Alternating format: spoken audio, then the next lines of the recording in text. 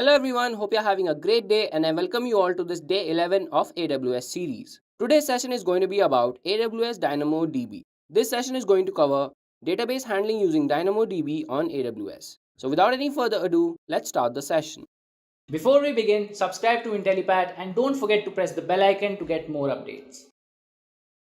We are going to learn about the AWS DynamoDB. For that, first we would try to understand what is a NoSQL database. We would have an introduction to DynamoDB. We would have a key DynamoDB terminology, and then we would have a hands-on on the DynamoDB. Generally, when you have an RDBMS, that's a relational database, what does it follow mainly? It follows the ACID properties of a database: atomic, consistency, isolation, and durability. Now, in some cases, it's not possible to follow the ACID. Plus, when you see a database structure in a table, what would happen? If you have a, suppose you need an address record, you have a 10 fields. 6, 7. For now, keep it 8 or 9. Now, each column or each row would have the same number of columns. Whether you are using or not using, it would always have same. That is the rule of the RDBMS. But in some cases, you need only 2 columns. In some cases, you need only 4 columns. In some cases, you need completely different data structure. Is it possible to achieve with the RDBMS? No, the ACID properties does not allow that.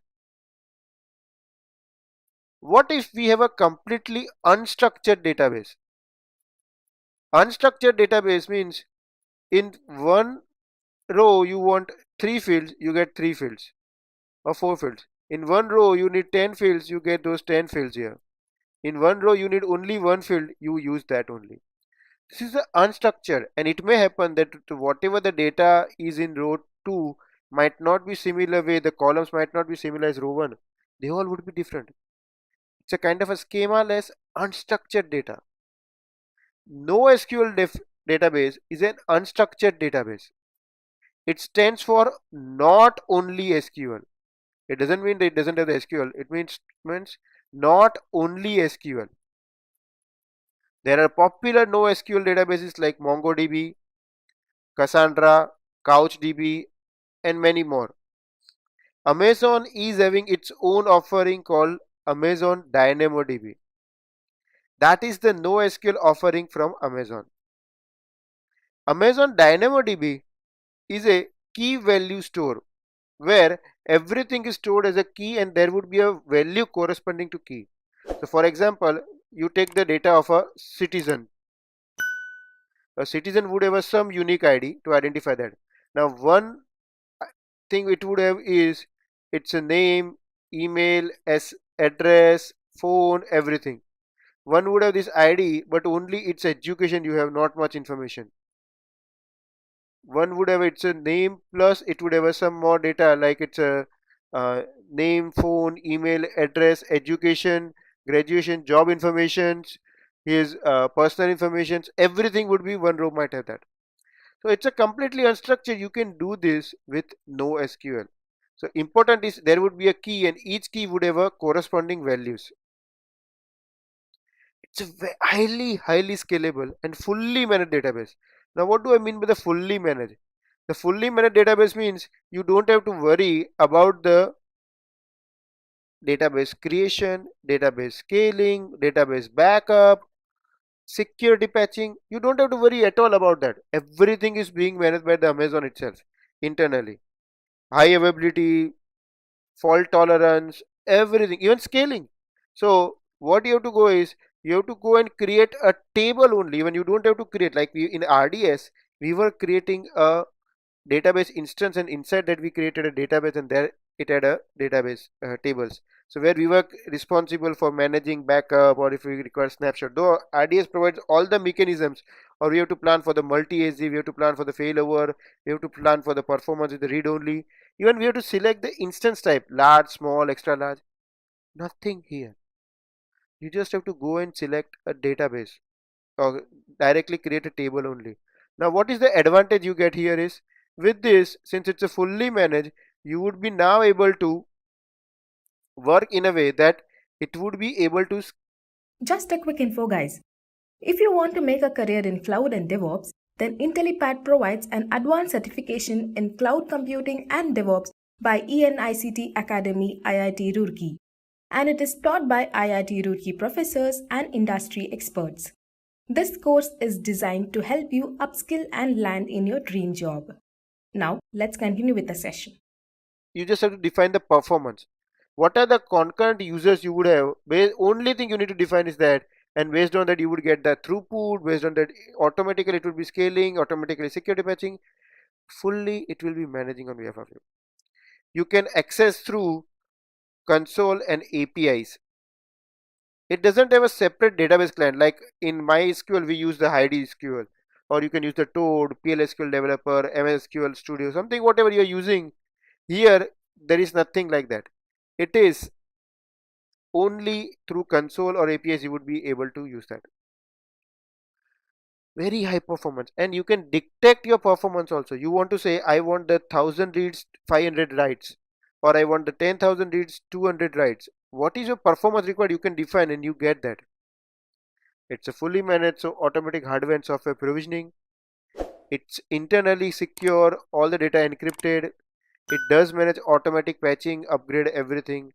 Very, very, very easy to use. So we saw that DynamoDB is a fully managed scalable database, and it gives you predictable and controlled performance. The predictable and control means you can define what kind of a performance you want. You define and say what is your requirement. It comes with a built-in fault tolerance. So whether it's a working fine, not fine, it's everything is defined here. Automatically it would be internally, if it fails, like we saw the case of the elastic load balancer RDS, inherently it's a fault tolerance and it would be start serving you from the different infrastructure. Very flexible. What's your requirement? So you watch your concurrency requirements, otherwise it's scalable, easy to use. It can integrate with the Amazon's own Hadoop offering called Elastic MapReduce. It can work with the CloudWatch for the monitoring it provides services. It gives you strong consistency and atomic counters. So there are two kinds of a consistency model it offers, which we will see in a while. When you go to the DynamoDB in RDBMS, if you go, it would have a table. Each table would have a row and a column. Here it would have the table, but then table would have an item and the attribute. You do not need to create a database, just create a table. And DynamoDB database itself is a collection of table for you. So table would be collection of the data. In each there would be an item which is nothing but a group of attributes. And this attribute is nothing but a fundamental data entry, or the how the data is stored. For example, you have a training record. So for that you have a given unique ID, that's ID number 1. Who is the trainer name? ABC. Which training did he take? That is the AWS. On which date did he take? This is the date. What was the rating? 4 or 5. Whether course material available or not. In some case it's not that. It would be who took the training, that's a XYZ. The training is still not ready, so you just have that content ready or not. It's not ready. In third record you would have a trainer name, trainer email, trainer rating, date, follow-up session, hands-on session, training material available, feedback, and many more attributes. Each and everything, this what you are seeing is an attribute. You can say attribute is like a column in database, but the difference is it's a fundamental data entry, and it can be unstructured in a way that multiple attributes make one item, and each item can have a different number of attributes. In our RDBMS, each row had same number of columns. Here you can see one item has a 2 attributes, another item has a 10 attributes, another item has a 6 attributes. That's why besides the key attribute, this is the key attribute. That's where the record is identified. Apart from that, everything else is unstructured. Each attribute is identified by a primary key. In the primary key is nothing like through which you identify. The primary key are of two types. One is a partition key, which is a simple primary key, which is composed of one attribute known as a partition key. That's like a normal primary key. Apart from that, there is a partition key and a sort key. This is like a composite primary key. Sometimes you want to say the training record and then the trainer name. Both should be combined because one training is conducted by many trainers. So here the trainer name would be a sort key and the training ID would be a partition key. So one would be having a multiple names over there, or training name would be. Just a quick info, guys.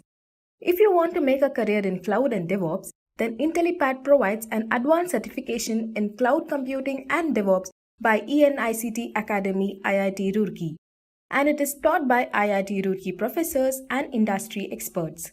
This course is designed to help you upskill and land in your dream job.